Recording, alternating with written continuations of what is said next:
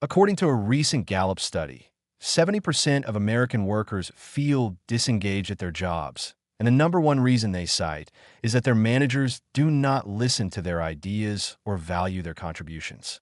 But what happens when one of those ignored employees is not just an ordinary worker with suggestions, but a secret millionaire who built a tech empire from her bedroom, while everyone around her assumed she was just another inexperienced kid who needed to pay her dues? What happens when the boss who dismisses her every thought in Monday morning meetings discovers that she could buy the entire company with her personal checking account? This is the true story of Priya Sharma, a 26-year-old software developer who spent 18 months being overlooked, interrupted, and patronized by a manager who had no idea he was speaking down to someone whose net worth exceeded $15 million. The moment of revelation came during a routine company meeting, and what unfolded in the hours and days that followed would become legendary within the tech industry and force an entire organization to confront its unconscious biases about age, gender, and what success actually looks like. Priya Sharma grew up in a modest apartment in Sacramento, California, the daughter of immigrants from Mumbai who ran a small convenience store that required 16-hour days just to keep the family afloat. From an early age, Priya demonstrated an unusual aptitude for technology, teaching herself to code at age 11 using free online resources and a secondhand laptop her father purchased at a garage sale. By 14, she had created her first app, a simple inventory management system for her parents' store that reduced their accounting time by 80%. By 17, she had sold that same software to a regional grocery chain for $50,000. Money that went directly into a college fund her parents refused to touch for any other purpose. Priya attended Stanford on a combination of scholarships, grants, and the money from her first sale, majoring in computer science while quietly building what would become her real education on nights and weekends. During her junior year of college, Priya identified a gap in the market that none of the major tech companies were addressing. Small businesses struggled to create professional quality marketing content because the existing tools were either too expensive or too complicated for non-technical users.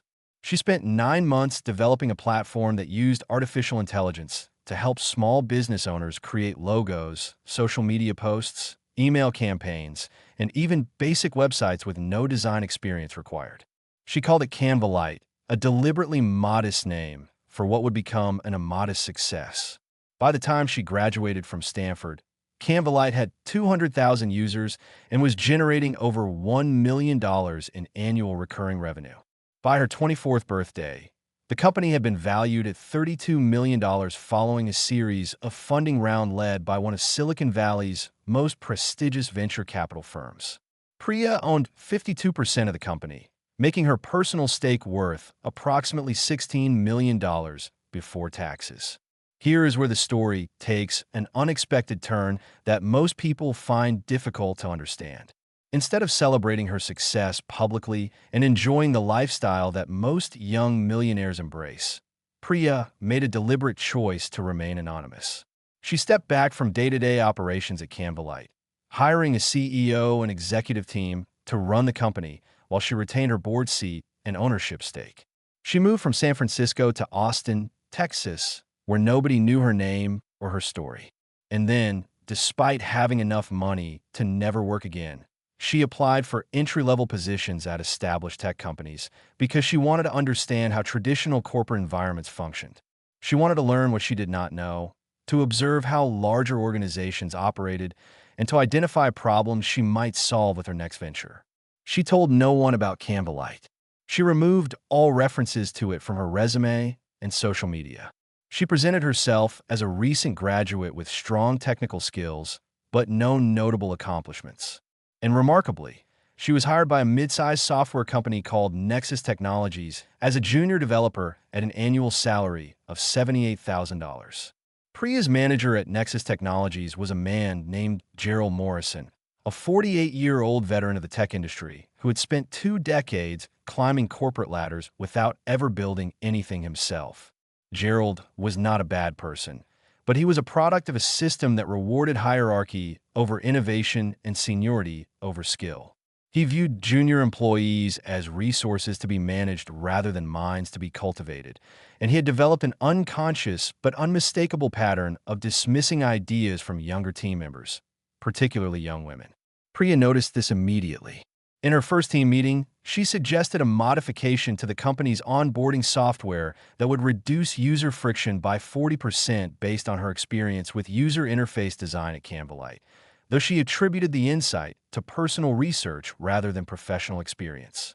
Gerald smiled, the condescending smile that Priya would come to know intimately, and said that was an interesting thought, but that she should probably focus on learning how things worked at Nexus before proposing changes.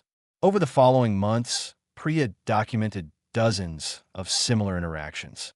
She proposed implementing automated testing protocols that would catch bugs earlier in the development cycle, an approach that had saved Canvalite hundreds of thousands of dollars.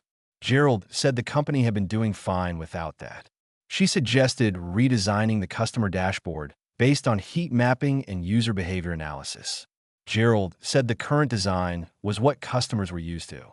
She identified a security vulnerability in the company's authentication system that could expose user data. Gerald said the security team would handle that if it was really a problem, and she should stay in her lane. Each dismissal was delivered with politeness, sometimes even with what seemed like genuine warmth, but the message was always the same. You are young. You are inexperienced. You do not understand how things work here. Your ideas are not valuable. Priya watched as ideas similar to hers were praised when they came from senior male colleagues. She watched as problems she had identified months earlier were treated as urgent discoveries when Gerald noticed them himself. She kept detailed notes in a private document because she suspected that someday she might want to reference these patterns. The most painful dismissals came during the company's quarterly innovation sessions, meetings where all employees were supposedly encouraged to share ideas for improving products and processes. Priya prepared carefully for each of these sessions, developing proposals complete with market research, cost-benefit analyses, and implementation timelines. In one memorable meeting, she presented a comprehensive plan for launching a small business version of the company's enterprise software, essentially a condensed product that could capture an underserved market segment worth an estimated $2 billion annually. She spoke for 7 minutes, referencing industry reports and competitive analysis. When she finished, Gerald thanked her for her enthusiasm and suggested that perhaps in a few years, after she understood the enterprise market better, she might be ready to contribute to strategic discussions. The idea was never mentioned again. 3 months later, Nexus's primary competitor launched exactly the product Priya had proposed, capturing significant market share and forcing Nexus into an expensive scramble to respond. Gerald never connected these events. Priya connected them immediately and added them to her growing documentation. The moment of revelation occurred during an all-hands meeting in Priya's 18th month at Nexus Technologies. The company's CEO had invited a guest speaker, a venture capitalist named Sarah Chun, who had become legendary in Silicon Valley for her ability to identify promising startups before they became household names. Sarah was there to discuss innovation and encourage the Nexus team to think more creatively about product development. During her presentation, Sarah mentioned several companies she had invested in that exemplified the kind of bold thinking she admired. One of them was Canvalite. She described how she had discovered this brilliant young founder, barely out of college, who had built a platform now worth over $50 million. She showed slides of the product. She quoted usage statistics that demonstrated remarkable growth. And then she said something that made Priya's heart stop. She said she wished the founder could be here today because she was one of the most impressive young entrepreneurs in American tech, a woman named Priya Sharma. The silence in the room lasted approximately 3 seconds, but it felt like 3 hours. Priya saw heads turning, saw colleagues looking at her with confusion, saw Gerald's face cycle through expressions of skepticism, disbelief, and dawning horror. Sarah Chun had noticed the name tag on the young woman sitting in the 3rd row and was now staring at her with widening eyes. "Oh my God," Sarah said, her microphone still live and her voice carrying throughout the room. "Priya? Priya Sharma? You work here?" What followed was the most awkward and revealing 5 minutes in Nexus Technologies history. Sarah crossed the room to embrace Priya, expressing delight and confusion in equal measure.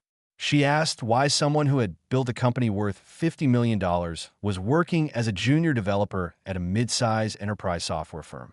She asked these questions loudly, publicly, in front of the entire organization, including Gerald Morrison, whose face had turned a shade of red that suggested either extreme embarrassment or impending cardiac distress. Priya could have responded in many ways. She could have been gracious and downplayed her accomplishments. She could have explained her situation briefly and redirected attention back to the presentation. She could have used the moment to humiliate Gerald and all the managers who had dismissed her. Instead, she chose a path that revealed why she had been successful in the first place. She smiled, hugged Sarah back, and simply said she had been learning and that there was always more to learn from every situation and every organization. Then she sat back down and gestured for Sarah to continue her presentation. The CEO stared at Priya for a long moment, clearly processing the implications of what had just occurred. Gerald Morrison stared at his hands, probably reviewing 18 months of condescending comments in his memory. The entire room vibrated with the energy of a collective revelation, the simultaneous understanding that they had all been walking past a giant every day without recognizing her. The aftermath of that meeting unfolded rapidly and dramatically. Within 2 hours, Priya was in the CEO's office being offered a position as Director of Innovation, a title that would have put her 3 levels above Gerald Morrison. She declined politely, explaining that her time at Nexus had always been temporary and that she had learned what she came to learn. She gave 2 weeks' notice that afternoon, spending her final days at the company documenting everything she had observed and preparing a comprehensive report on untapped opportunities that Nexus was ignoring. She delivered this report to the CEO personally, explaining that she bore no ill will toward the organization, but hoped they would consider the patterns she had identified not just in product development, but in how they treated young employees with unconventional backgrounds. The CEO thanked her profusely and asked if she would consider consulting for the company. She said she would think about it. Gerald Morrison was not fired, but his career at Nexus Technologies effectively ended that day. He was transferred to a less visible role. His authority significantly diminished, his reputation permanently marked by the knowledge that he had spent 18 months dismissing a multimillionaire founder as an inexperienced kid. In interviews afterward, Gerald expressed something approaching remorse, acknowledging that he had allowed his assumptions about age and experience to blind him to talent that was right in front of him. He became an unexpected advocate for reverse mentoring programs and started speaking at corporate events about the dangers of dismissing young employees based on superficial assessments. Whether this represented genuine growth or merely reputation management remains unclear, but the impact was measurable. Nexus Technologies implemented significant changes to how junior employees were evaluated and included in strategic discussions. Priya returned to Canva Lite with renewed energy and new insights. She had spent 18 months studying exactly the kind of corporate dysfunction that drove small business owners to seek tools like hers, and she used that knowledge to develop new products specifically designed to help companies improve internal communication and idea management. Within a year, Canva Lite had doubled its valuation.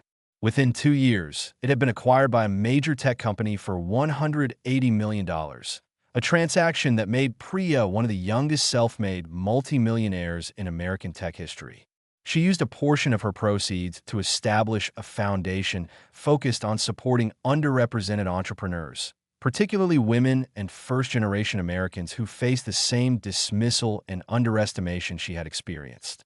She also wrote a book about her journey, including the 18 months at Nexus, which became a bestseller and required reading at several business schools. The most important lesson from Priya Sharma's story is not about revenge or proving doubters wrong, though those elements certainly make the narrative satisfying.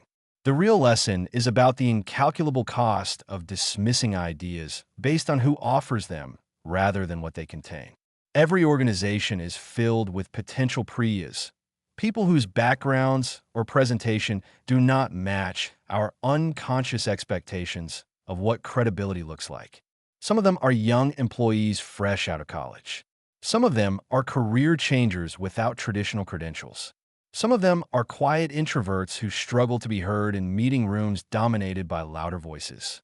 When we dismiss these people reflexively, we are not just hurting them, we are hurting ourselves and our organizations. We are leaving innovation on the table. We are ceding opportunities to competitors who are willing to listen to unconventional sources. We are creating environments where the next Priya will hide her accomplishments rather than share her gifts openly.